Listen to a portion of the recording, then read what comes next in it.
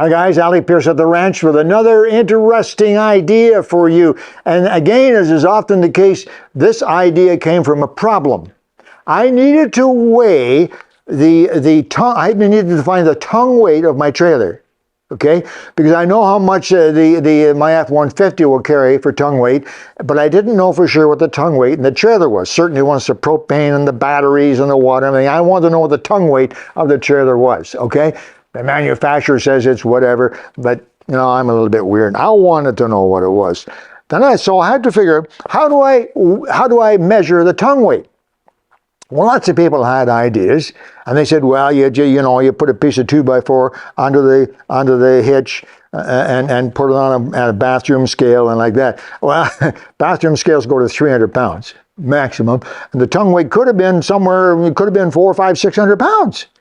And this doesn't just apply to tongue weight. Suppose I wanted to weigh something, it was more than 300 pounds. My gauges, I have these spring gauges, which are 300 pounds, and I have this big dial gauge, but it also, actually this goes to 500 pounds.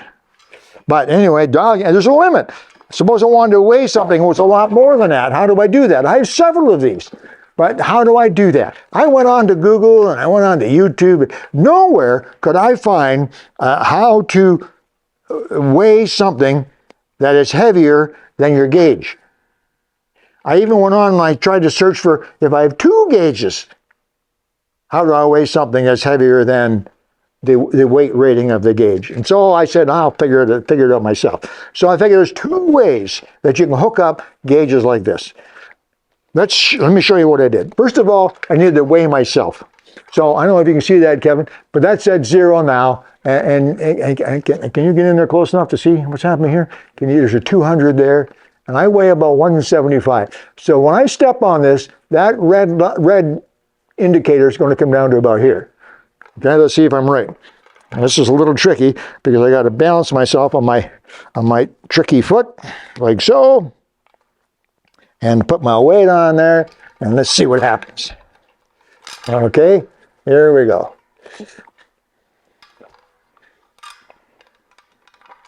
Whoa. I gotta let go of that up there. Got it?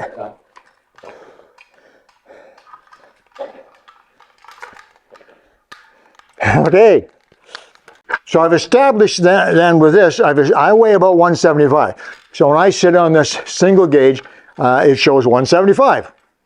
Makes perfect sense. So then I figured there's two ways that you can rig these up to measure heavier weights. I could hook these gauges up so that they're in line. You see, by in line, I mean like this. Okay? One gauge there, pulls down. One gauge here, pulls down, and they're hooked up in line. And I said to myself, I don't know what will happen now, but suppose I now sit on this. What will these gauges read? What will they read? Will they each read 175? Or will they read 85 each? What's half of 175? Just half. Yeah, 85 each. What will it be? Do you have any idea, Kevin? No, nor do I.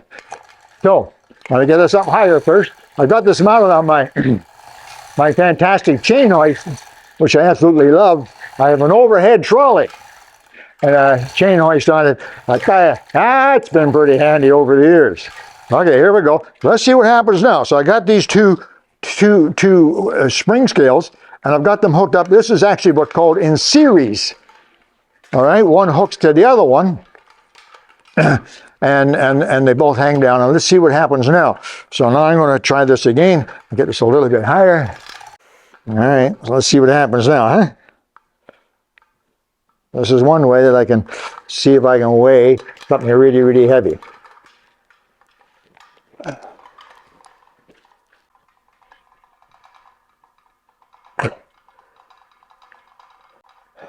$175 each. If I put them in series like this and stand on them, they each read 175, which is my weight. Well, that's no good. That didn't help a bit. All right, so let's try. The other way that you can do this, let me show you what you can do. Okay, the other way that you can hook this up is you can put both of these gauges on the hook side by side, like this, you see? That is what I would call in parallel. You see, they're parallel. This is terminology that actually applies in electricity and in plumbing as well. Let's see what this does. I'll put one of these on here, one of them on here. So now the weight is pulling down on the two gauges. The two gauges are side by side, parallel to each other. Okay. All right, let's see what happens. You ready? There'll be a lot of editing on this one. So here we go. I'm going to put my 175 pounds onto the strap once again. And this time, the two spring scales are in parallel. That's what we're going to call it, in parallel. Okay, you ready, Kevin? Mm-hmm. Okay, here we go. Oh, 85. It's got to be 1/2 the weight. Should be 1/2 my weight. Okay, so when you did it this time, the two markers came down to exactly half of my weight, half of 175. What is 1/2 of 175? Half of 180 is 90, so 92.5. The beauty of that is this, that if I had an object that weighed 600 pounds, and I did it this way, these markers would come down to 300 each. 300 there, 300 there, and I would know that that weight was 600 pounds. So I figured it out. If you put your two spring scales in parallel like this, both hooked up here, both hooked together down here, and put your weight on that, each spring scale reads 1/2 of the total weight. Add the two together to get the total weight. So now I'll be able to take this out to my trailer and use the hoist and pull it up, lift the trailer off the ground, and I'll be able to read. So if I get 250 and 250, I'll know the tongue weight is 500. Whew. Took a little bit of playing around, but I got it figured out. So there you know, guys, if you have to weigh something heavy that is heavier than the scale on your spring scale, that's how to do it. The two spring scales in parallel, there you go. Whew. I'm not sure if that's valuable or not, but maybe one day it will be. It was for me. That's it. I got to go and have a rest now. Take it easy, guys. Alec, Peirce at the ranch. See you soon.